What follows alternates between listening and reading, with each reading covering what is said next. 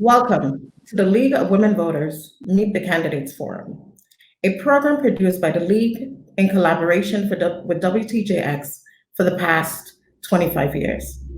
I am Pamela Toussaint, guest moderator for today's program. It is our hope that through this program, you, the voting public, will have a better understanding of each candidate and be able to cast an informed vote this coming November. This, as you know, it has been very challenging times for us all, as a territory and as a nation. And as we adapt to this pandemic and social distancing, we're going virtual with our broadcast this year. It is still our hope that we will prepare you to vote in November. With me today are two persons running for the position of senator in the St. Thomas St. John district. Candidates, thank you so much for being here with us. Prior to today, you were informed about the guidelines for today's program. After briefly introducing yourselves, you will be asked a series of questions that are of much interest to the public. The first responder will be rotated. 90 seconds will be the response time for most questions unless otherwise stated. So let's begin first with Ms. Alma Francis Heyliger. Please state your name, ballot number, and party affiliation, if any. And then Mr. Tucker, you will have the same time to do. Hello, I am Alma Francis Heyliger, your independent candidate for the 34th legislature. And on this upcoming election, I am number 9 on the ballot. Thank you so much, Ms. Heyliger. Mr. Tucker? Good morning. My name is Jonathan P. Tucker Jr. I'm your Democratic candidate for the 34th legislature, and I'm number 12 on your ballot. Thank you, Mr. Tucker. So let's begin with our questions for today's program. And I'll start with Ms. Heyliger. You will have 2 minutes to respond to the question. And our first question says, if in the St. Thomas St. John district, only 1 seat has been vacated, so you might have to replace an incumbent to be elected. Can you please explain to the public what qualities, training, experience, or perhaps even expertise you possess that makes you best suited for this position, or possibly to even unseat an incumbent? You have 2 minutes to respond. Your time starts now. Well, thank you so much for that question, Alma Francis Heyliger, number 9. Well, I kind of see your question a little bit different. When it comes to the legislature of the Virgin Islands, I don't see it as 1 seat vacated. I see it as 7 seats available. You have to understand from a perspective of the people, and we have to stop looking at these seats as careers as opposed to 2-year contracts with the people of the Virgin Islands. For me, going into this election, I have 7 opportunities to potentially represent the people of the Virgin Islands. I offer myself as an individual because I have lived in this territory my entire life. I have been a talk show host. I've worked at the legislature for over 21 years. But first and foremost, I love the people of the Virgin Islands. People seem to sometimes shy away and not understand that when you offer yourself to represent the public, you now are saying, I want to serve you. We have gone too far away from understanding what public service means. As an individual that has spent a large portion of my life being a community activist, being an individual out there, talking to the people, learning their plight, I have utilized my talk show over almost about 20 years I've been in talk radio. I have utilized that platform as a way to communicate with the community and understand their issues. It has been far too long where, as a person, hearing the cries of our community, listening to their concerns. But when I look and see the representation, I'm saying, are the people's voices really being heard?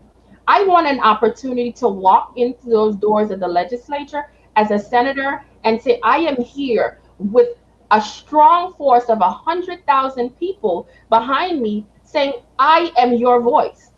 And a lot of things have triggered me to push towards this goal over the years. Thank you so much, Ms. Heyliger. Your time actually has been called. Mr. Tucker, can you go ahead and respond to the question? You two have. Yes, thank you. Thank you for the question.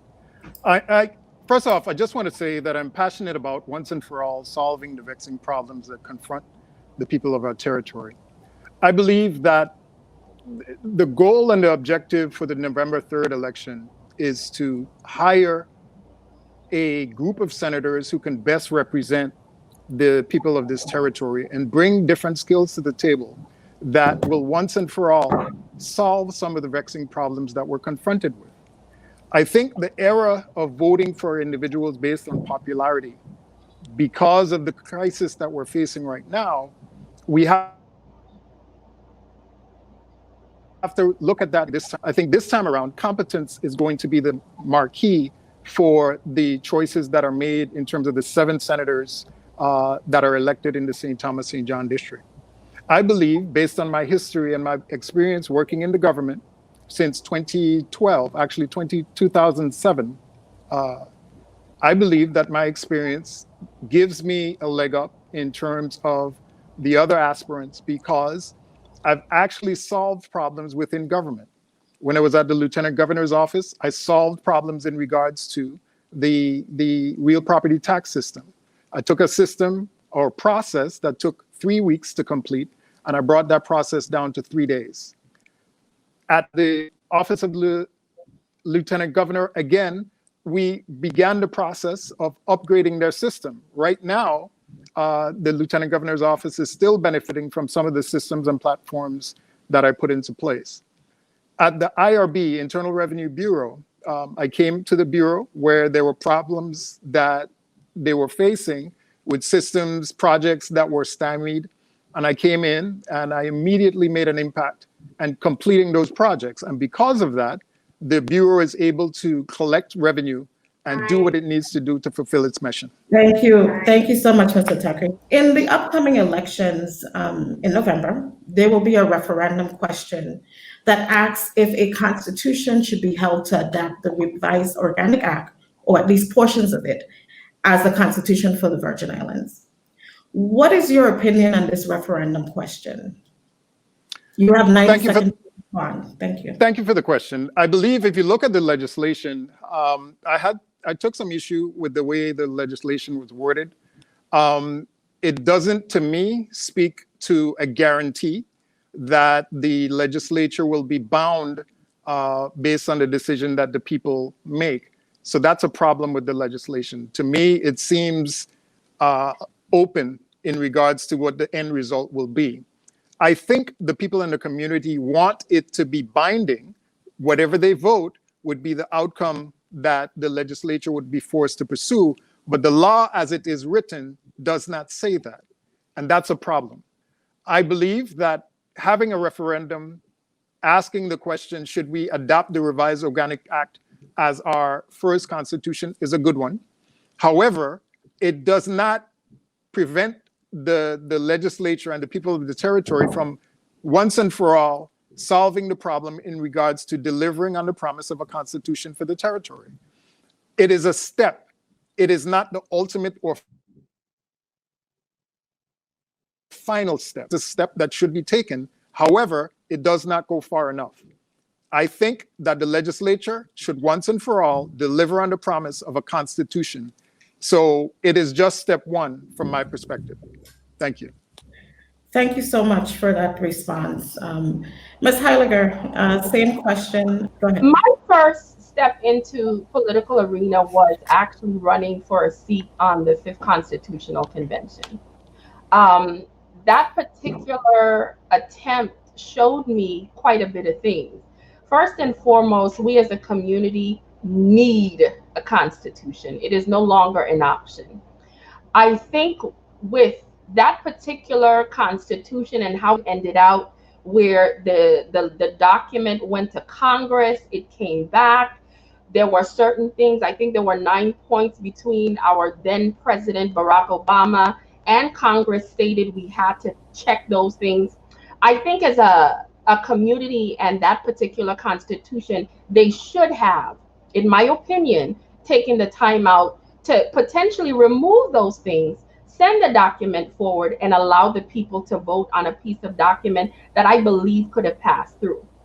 and later on through public education, educate the public on the other things and decide, well, should we put these back in, and why some of these things, according to Congress and the then president, were unconstitutional.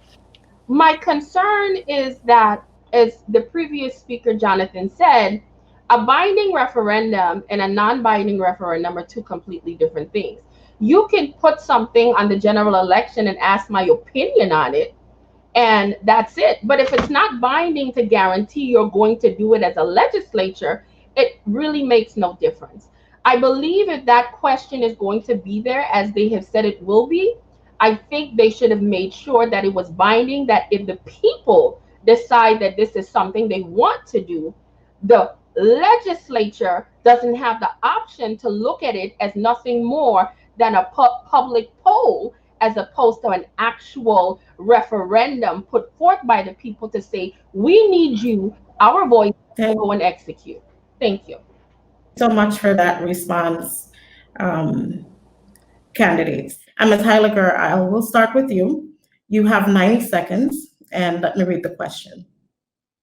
The COVID-19 pandemic has reaffirmed our fears here locally that our economy is a one commodity economy, which is tourism, as you know, making us vulnerable economically. Can you identify two industries that could significantly supplement tourism, and explain what you can do as a senator to help develop those industries? You have 90 seconds, and you may start. When this pandemic actually started to come about, I was one of the lone voices utilizing the airwaves as a talk show host to really try to push this government to recognize the importance of staying ahead of the game. Unfortunately, in my opinion, we lost a lot of time, and we're in the situation we're in because I think prevention is better than a pound of cure. When it comes to ideas as to potential revenues, because you are 100% correct, it opened a gaping wound to showcase that as a destination, that tourism was our main focus, and how damaged we potentially can be without it. I think broadband, internet, I believe focusing on entrepreneurship are key things that are necessary in order to help us push forward. One of the things that I have done is quite a bit of research on different types of businesses and entities that are thriving or have even been created because of this pandemic. Why are we not utilizing VINGN that we have invested over $100 million into in order to focus on businesses that can potentially become literally pillars in our community to bring revenues into this territory? Why are we not starting to look at the EDA program, where COVID-19, if it doesn't just disappear, is going to be a major part of our lives every day? Why are we not looking at trying to bring in manufacturers that make masks on a daily basis? Why are we not looking at kits, etc.? A lot of revenues can be brought in. Good point, Ms. Heyliger. Thank you.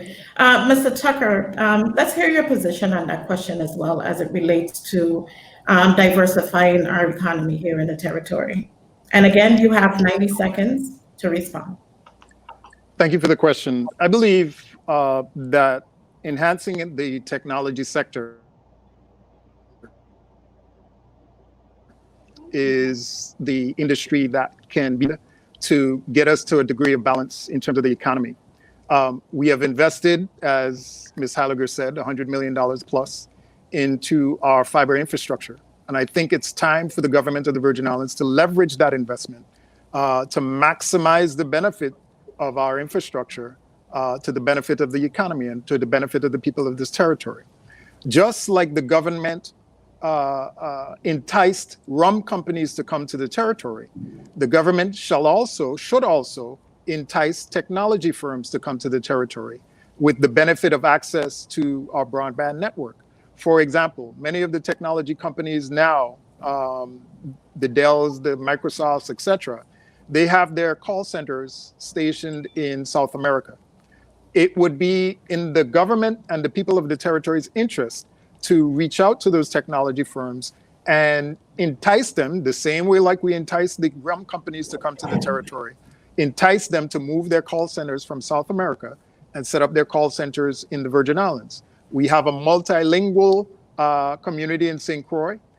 We speak Spanish, we speak English, we speak French, and we need to leverage that to the benefit of our people. Thank you. Thank you, Mr. Tucker. Let's move on. Mr. Tucker, this question is for you, and you'll have 60 seconds to respond. Same as you, Ms. Heyliger, 60 seconds will be given for the response for this question. And this really focuses on one of our most vulnerable populations here in the territory, which is our disabled population. And they continuously feel that, you know, they're underserved and often neglected by most of our elected officials. What do you know about their needs? And what can you do as a senator to address those needs? Now, if you're not familiar with those needs, what can you do to find out about them? And then once you know, again, what would you do? You have 60 seconds, Mr. Tucker. Your time starts now. Thank you. In regards to knowing about the needs of our disabled community, I actually know it firsthand. I'm actually legally blind, partially blind in one eye, and I'm legally deaf in one ear. Thank God for headphones. So I'm very familiar with the needs of the community. I think the ADA plays an important role in our community. And I think that that community needs to have a voice in the legislature. In regards to the question of what can be done, what can I do as a senator? Correct. And they talk about their issues. I can actually reach out to them and communicate with them firsthand with that community. I think what we do, or what we tend to do, is around election time, we become, as politicians, everybody's friend. I intend to maintain a relationship with that community and be their voice. Your time has been called. Thank you, Mr. Tucker. Ms. Heyliger, what can you do for the disabled community here in the territory? Again, if you know their needs, and as a senator, what are some things that you can put in place? You have 50 seconds. You can go ahead. Sorry. Okay. First and foremost, when it comes to individuals that are disabled in our community, we have to recognize and understand that a lot of times they're taught to live within a world that's not built for them. A lot of times when we build sidewalks and we're not making accommodations and we're parking on the sidewalks and not recognizing someone disabled might need to use it, or a stoplight that is specially set up for them, a stop sign with a sound.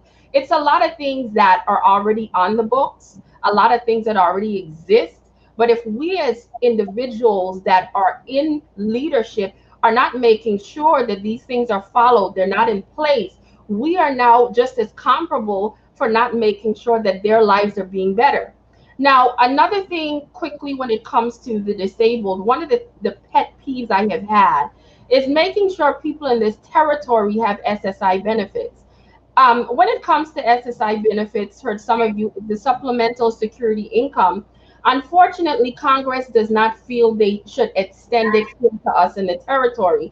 And this additional— That's a very good point, Ms. Heyliger. Unfortunately, your time has been called. Well, I would like to see that for our disabled here in the territory as well. Thank you so much. Okay, so Ms. Heyliger. Yes. The next question, you'll have the first opportunity to respond, and you have 90 seconds to do so. Let me read the question, and then you will have an opportunity to provide us with your response. Crime, as you know, has been at utmost high here in the territory. And, you know, it's unfortunate because we continue to see our young men, women, and now even our children being killed. Yeah. What do you see as the root cause of this epidemic of violence, as well as what are some of your ideas that you would, you know, that would potentially contribute to lessening the loss of our men and women, and in particular our children. You have 90 seconds. Please go ahead. Crime has not been a stranger to my doorstep. One of the things I have spoken about throughout this campaign was the unfortunate murder of my brother 10 years ago at our family home, which his case is still unsolved in this territory. I think what the problem we have here is that we are not focusing on making sure that from the cradle to the grave, we tap into the young people and let them know that there's alternatives to crime. Focus on education. There is no reason that the bulk of our education is for the funding of it is such a large part of our budget. But when you look at the dismal numbers, the majority of the monies are not going to the education of the children actually. My problem with that is that when young people are not being educated the way they should, when they don't get opportunities, when some are getting them and some are not, you get a sense of where individuals feel helpless. We have to develop programs, we have to develop things in place where people have a stronger need to be good citizens as opposed to turning to a life of crime. A lot of times we try to, as legislators, try to create these mandatory minimums, which I believe is archaic. We try to create situations where we want to lock up. Focus on prevention before prison in creating laws. Focus on putting the monies where they need to be to tap into young people before they turn to a life of crime. Absolutely, absolutely. Learning who they are. What are the issues going on in that person's household as to why they have to turn to a life of crime? We have Thank to you so much, Ms. Heyliger. I see you're very passionate about that in your position, but your time has been called. Mr. Tucker, your position on crime and, what can we do to lessen this epidemic and, the impact it has on our community? 90 seconds to respond. Thank you. An unfortunate truth that we all have to deal with is that none of us are immune from the bite of crime in our community. Myself, my mother was murdered in 1982. I was a 12-year-old child, and I had to explain that scene to my older sisters, Rosalind and Desiree. We lived in Warren Brown apartments, and so my family was touched directly from crime, specifically gun violence. In regards to one of the things that helped me get out of that situation was the arts. They didn't know what to do with me after that scene with my mom dying, and everyone was concerned about me. And one of my aunts had the idea to send me to Reichel Center, a program that they had every summer. And the beauty of that program was a play written by our former Senator Bingley Richardson. I look back at my life as to why I make the decisions that I make, and I tie my quest for becoming a senator back to that period because I realize that I'm trying to emulate what I was able to benefit from with Senator Richardson starting that program. So I am here on his shoulders. So I believe that arts, focusing on arts, giving our children outlets where they can grow, where they can find a place where they can create and be creative is what we need to do. And we do that in the arts, sciences, etc. So it's opportunities is what we need to focus on. Thank you. Thank you both actually for providing some alternatives. Across the nation, there has been cries to defund the police because of the alleged cruel and inhumane treatment of our citizens. Unfortunately, our local police department has a consent decree in which they too have been tasked at actually rectifying similar kinds of behavior. Do you think that the VIPD should be defunded? Your position, and you have 60 seconds. Go ahead. I don't need 60 seconds. The answer is no. What I think needs to happen is that our local police department needs to be a part of the community. And I think our community they need to reach out to the community where they can be embraced. And the community needs to recognize that, yes, they might be wearing blue, but they are us. They are our brothers, our sisters, our aunts, our uncles. They are people from our community, of our community, by our community. So therefore, we need to treat them as such. But that relationship goes two ways. Our police officers need to be respectful when they come into the community. And they need to be professional. Most important of all, they need to be professional when they interact with the public. And the good news is the majority of our officers are. I believe that for a long time that our officers have not been given the support that they need to be able to do their job and do their job effectively and safely. I think it is the responsibility of the oversight role of the legislature to make sure that our police officers are getting the support that they need and hold people accountable when they do not.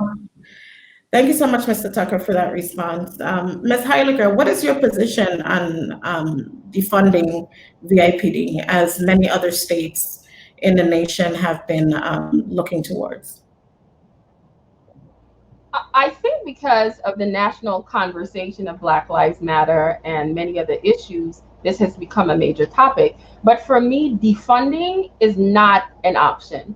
I think what we need to do is go into the police department, look at the areas that need to be improved, look at the areas that need to have the necessary funding so officers can do their best job, and we go from there. What I also do not believe needs to be done is the amount of overtime that is usually spent within the police department. I remember one year it was to the tune of $34 million. Can you imagine taking 10% of $34 million and reinvesting it back into the community? Police and community programs where the public can learn to trust the community, learn to trust the police again. I think that is part of the issue, where we are constantly seeing situations where police are involved, where you're now having investigations where people are questioning, what do we need to do? So I don't think they need to be defunded. They need the support. Your time has been called on that question. Again, I can see where both of you have really strong positions on as it relates to crime and crime prevention. We're going to now move on to our next question. In some states, consideration is being given to cutting public pension benefits due to budgetary shortfalls. Do you see this happening here in the territory? And if so, what would you do as a senator to respond to this potential plight of our retirees? Well, first and foremost, if elected, I would like to hope that this is somewhat resolved before I am even elected to the 34th legislature, as this has been a major problem for years and a topic election from election. But if it's still there, it is my hope to go in and fight to make sure that no one in this territory would have their pension reduced. You have to understand that we live in a territory where the cost of living is astronomical in comparison to other people. Just even taking away 10%, 20%, let alone 44% of someone's paycheck is going to be devastating to their lives. I understand that we have to put leaders in place that have the knowledge, the know-how, and the capability to go in and fix this pension system. It's not going to take a one piecemeal situation to fix it. It's going to take intelligent minds that are serious about protecting the people's pension to create pockets of solvency where you are pulling monies from different areas in order to shore up and make sure. Thank you. You're absolutely correct. We have to look at different alternatives. Thank you so much for your position on that, Ms. Heyliger. Mr. Tucker, same question as it relates to our GRS system. Thank you for the question. My response to the GRS problem is I would classify it as the small and the not so small. The small answer would be repealing or amending the law, Act 6905, and removing Section 6, subsection 814, the section that allows our legislator, our senators, to have two pensions. If a senator retires before they get elected, they're entitled to keep their pension, and they're also entitled to put into the system while they're in the Senate. I believe that the time has come for us to repeal that section of the law. That's the small. The not so small the answer is revenue. The government needs revenue to shore up the GRS system. As you know, right now, there's a proposal on the table coming down from the administration in that regard. Before I talk about that, I'll say that the government also has assets that it can use to shore up the system. Sure. Thank you so much, Mr. Tucker. We're going to keep on the topic of GRS because, as you know, it's very important to our territory, our citizens, particularly our retirees, and like I had mentioned before, our government employees. Now, over the last couple of months, there have been a series of suggestions and potentially ideas to raise revenues for GRS. So I'd like to hear from you, Mr. Tucker, as it relates. How would you rate the following ideas? And I'll read them out for you. One of the university professors, Gerard Emanuel, he has suggested that we consider a 14-cent tax on gasoline to contribute to GRS. Another idea has been to potentially restructure the Diageo benefits to save ourselves more dollars. And then, as you mentioned most recently, the governor has suggested we seek either a significant loan or even refinance our current debt. So again, having 90 seconds, my question is, how would you rate the following ideas to raise revenues for GRS? Mr. Tucker, your time starts now. All right, I do not support another tax on gasoline. It is, we need to think about the pocketbooks of our citizens. So no, I do not support an additional gasoline tax. I would support, however, the government raising revenue by selling some of its assets to the same government employees who would be impacted by a collapse of GRS in terms of the real property assets that it has, selling some of those properties to the government employees and the retirees, and taking those revenues collected from the sales of those real properties and putting that towards the shoring up of the GRS system. In regards to the proposal from the governor's proposal attempts to do partially what you just said in terms of refinancing or reorganizing some of the debt that it has in regards to the rum cover over money. And that is being debated as we speak in the legislature. With proposals like that, the devil is in the details. And my position is I commend the administration for putting forward that proposal. However, the devil is in the details. As leaders, we need to get into the details and unpack those details before we can make a decision as to whether it would be beneficial to the people of this territory. So that's my position. I believe that there are things that the government can do now, and I would start with repealing parts of 6905, and then I would move towards selling some of the real property assets that it has. Mr. Tucker, your time has been called, but I do want to ask if you could restate your first part as to why you do not support the ideas of the taxation. And the only reason is because, again, doing this virtually, sometimes we have some challenges, and so we need to be able to hear you again. We weren't able to get that first response from you, that first part. No problem. As you know, I am the Deputy Director of Technology and Processing for the IRB, Internal Revenue Bureau. And I believe that the solution to GRS should not be on the backs of the consumer. Adding an additional tax burden on the consumer should not be, there's a gasoline tax today, and I think that the gasoline tax as it is today is already allocated for a specific purpose. Okay. Any additional tax is what I'm talking about. It had to do with, like I said, the first part having to do with the additional taxation. So you provided that response again to us. So correct. I appreciate that. Ms. Heyliger, GRS and ideas to raise revenues. What is your thought or your position as it relates? I'll read the ideas that has been brought to the forefront. One has consideration of a 14-cent tax on gasoline. The other, restructuring the Diageo benefits to save ourselves more dollars. And potentially, as Governor Bryan has put forth so far, is perhaps seeking a significant loan or even refinancing our current debt. And you have 90 seconds and your time starts now. Go ahead. Thank you. I too, along with Mr. Tucker, do not believe that an additional 14 cents being placed on the people's backs is something we need to do. When you go to the pump already, there's 14 cents there. We don't need to turn it into 28 cents. Additionally, when it comes to the rum cover over, I mean, it's nice to make that suggestion, but that would also have to be a discussion with Diageo where they too would also potentially want to participate in it. Because if the deal is already satisfying to them, why would they want to change it in our favor to give us more money?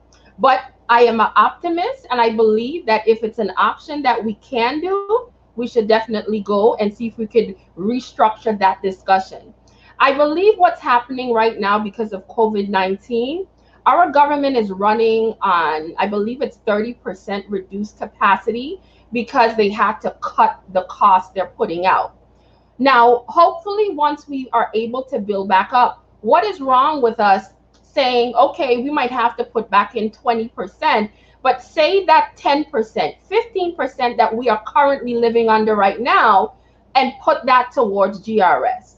If we're already functioning at 30%, even if we have to put back to improve services, that's monies that could be utilized. As it comes to the restructuring of the bonds, like he said, the devil is always in the detail. When it comes to looking at that, I agree with the legislature by putting it to the finance committee, because to now potentially put a burden on the people, that is something I, as a legislature, would not be. Thank you so much. Thank you so much, Ms. Heyliger. Your time has been called. We're going to move on to our next question. And Ms. Heyliger, this question is posed to you first. You have 90 seconds to respond. And let me read the question for you. If we are finally successful in getting the revised Organic Act of 1954 approved as our constitution, we can then enact changes in the organization of our government. Are there any changes you would like to see, or are you satisfied with the current structure and organization? And if so, are there changes to the Organic Act that you would like to see? And you have 90 seconds to respond. Ms. Heyliger? Yes. First, I would like to see us actually create our own document. But as a people, if utilizing the revised Organic Act is just a first step to getting there, I understand the process. What I will say is I would definitely love to see some changes. I would love to see more at-large senators that are elected to represent from all islands as opposed to just one specifically on the island of St. John. We've noticed that particular, I know with that particular senator, he's running uncontested this time. And it would have been nice if we had more individuals being elected throughout the territory that are being held responsible to all the people as opposed to just some in individual districts. I would also like to see us implement maybe creating more a situation of municipal government here in the territory, maybe having mayors. One of the things that I recognize here, unfortunately, because of the level of our bureaucracy with senators, then commissioners, a lot of times the public come to the senators for things that maybe if a mayor was in place, it could help alleviate. So when you want to hold the senators accountable for balancing the budget, hold them accountable for creating a line item budget, hold them accountable for revenue generation, that other people are dealing with a lot of things that are brought to them. And then when they don't do their job, you can say, listen, you don't have any excuses. You know what you're responsible for. Get the job done, or we're not going to reelect you again. So I am 100% for change and municipal government and at-large senators. Thank you so much, Ms. Heyliger. Mr. Tucker, your position on the revision of the Organic Act. I believe that the Democratic Party platform actually calls for districting. I believe that's a change that should be added. I also believe the Fifth Constitutional Convention talked about having a salary commission that talks about the salary for the governor, the lieutenant governor, and also our senators. That's a topic that has not really been, well, the public has cried out in regards to the salary of our senators, but I don't think that most of our citizens realize that there was a solution for that in the fifth constitutional draft. I believe those types of items, all the things that we thought of being good in the fifth constitutional convention draft, should be incorporated in any amendments to the revised Organic Act. And that's what I would support, and that's what I would be pushing if I am selected to be a senator in the 34th legislature. Thank you so much, Mr. Tucker, for your response. And now this question is going to be posed to you, Mr. Tucker, first, and you have 60 seconds to respond. In both the previous and the current administration, there has been grave concerns regarding alleged nepotism. What can you do as a senator to address these concerns to the public? And you have 60 seconds to respond. I think nepotism, as we see it in our territory, is something that we have been wrestling with for many, many years. It's very public now because of the relationship to the chief executive of our government. Full disclosure, I'm a supporter of the Bryant administration. I think the optics were bad in regards to the latest dust up with the contract for the Department of Health. I think as leaders, we have a responsibility. And the responsibility that we have is we have a responsibility to be above the common, and in terms of the common idea that just because it's okay doesn't mean it's allowable. We need to be on a higher standard because the people in the community are depending on us to lead and show good judgment when we exercise that leadership. Your time has been called. I appreciate your response. Ms. Heyliger, your position as it relates to, again, the concerns of the community about potential nepotism in the administrations, both previous and current. 60 seconds to respond. Well, what I will say is, in a small community, nepotism is always going to be an issue because at some point we're all related. I think the unfortunate situation is when it gives the impression that those that are related are getting special favors or are being treated differently, are getting contracts which should have never even been in front of them in the first place, for example. I believe that we as legislators need to focus, once elected, on the Ethics Commission. I think we consistently talk about this Ethics Commission, but if we have a commission that has the authority to step in and say, listen, you cannot do this, this is not the case, we have to make sure that these types of laws are on the books, and so that there's no sense of question as to what can be done or what shouldn't be done.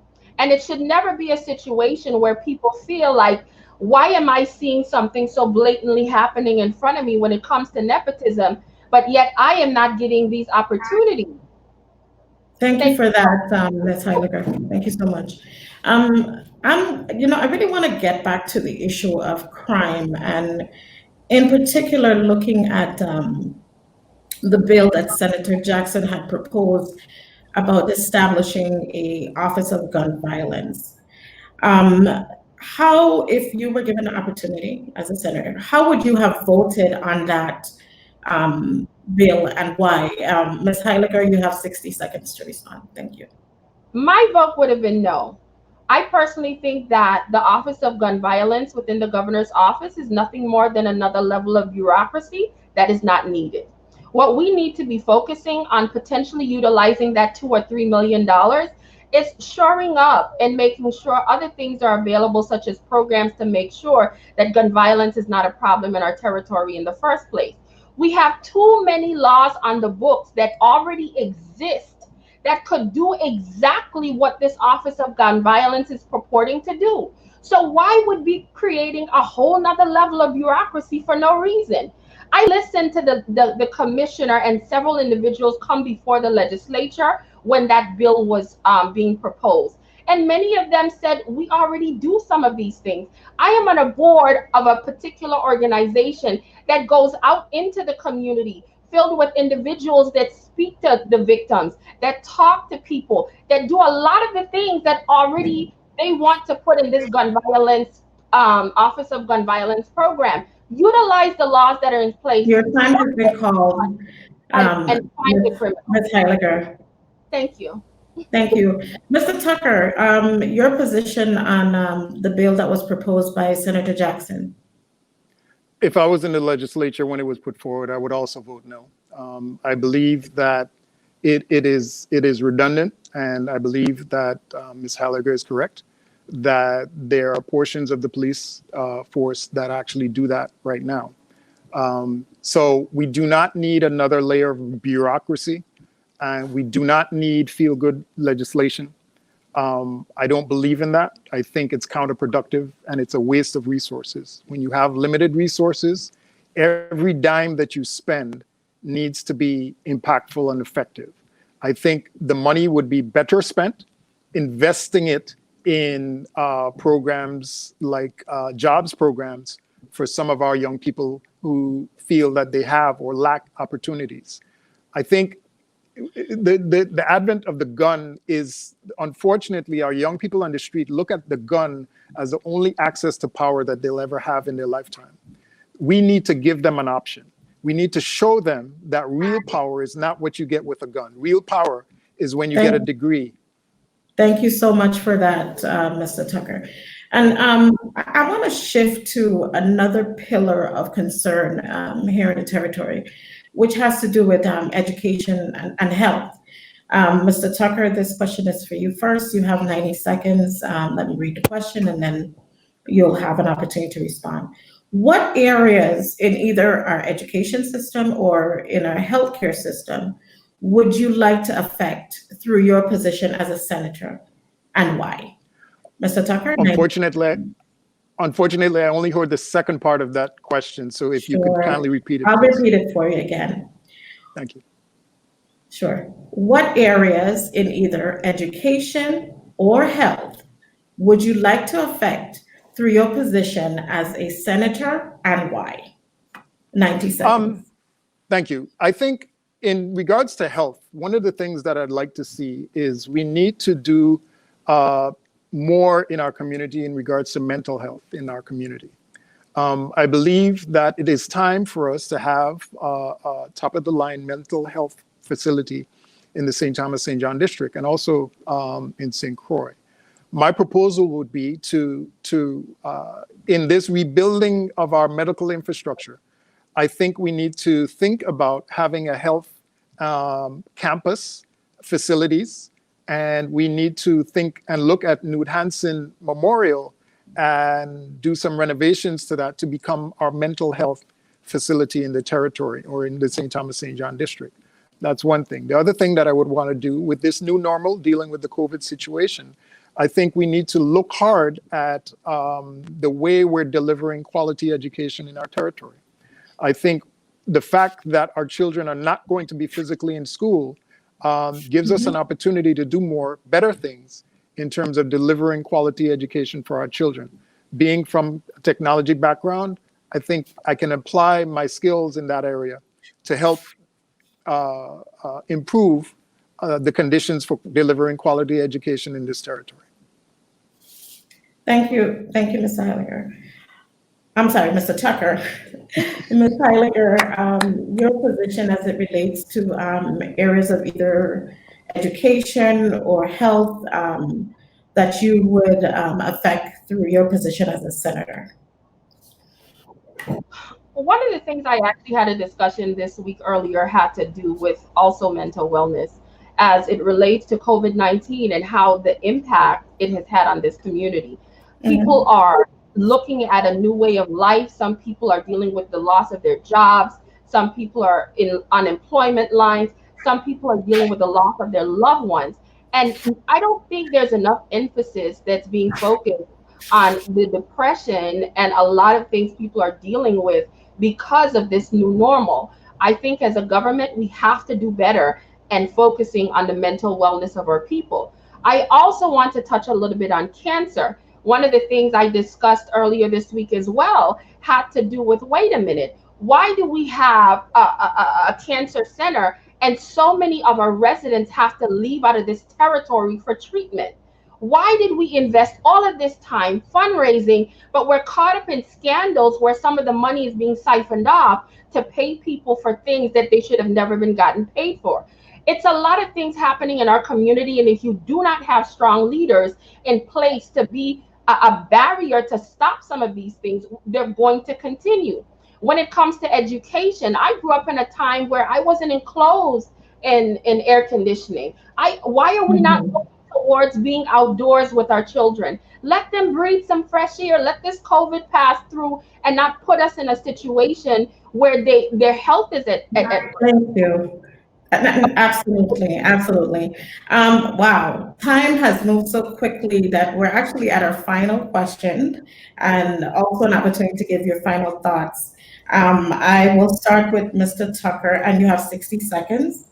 The question is, if elected as a senator, what committee or committees would you like to serve on? What skills or expertise can you bring to that committee? And what is one issue you would like to address? 60 seconds, and it starts now.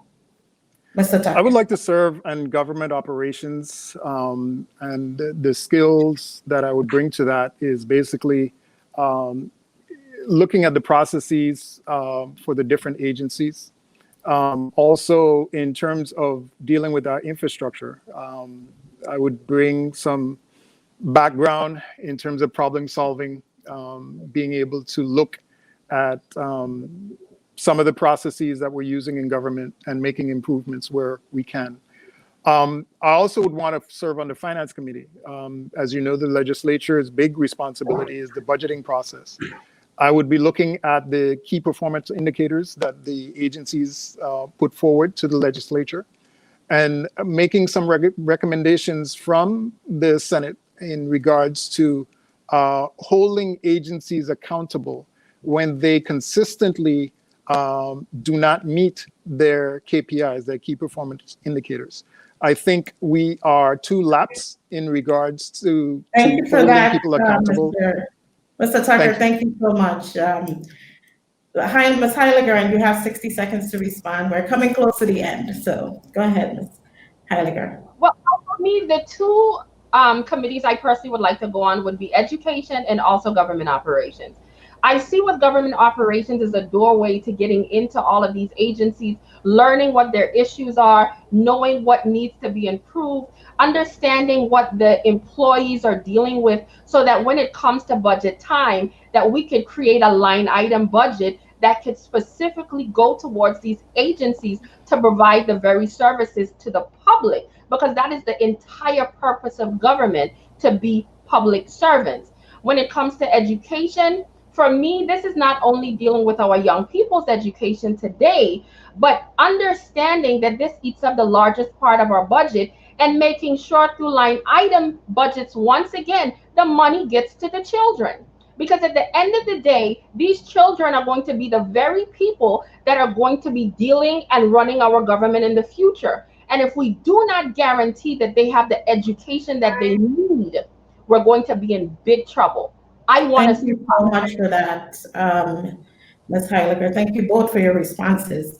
And wow, we've come to the end of today's program, and I really want to say thank you to the candidates first and foremost, but also to the to WTJX, their staff, for giving us this opportunity to bring the candidates to the public. We also wish to thank the candidates again and wish you best of luck in November. The League, as you know, we encourage all to go out and vote.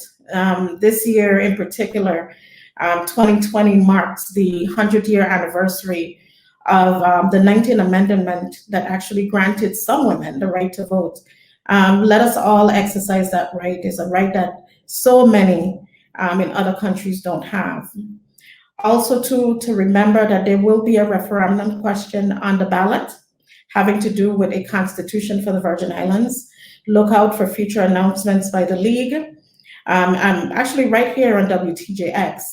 You can also visit the League's website at www.lwvvi.org.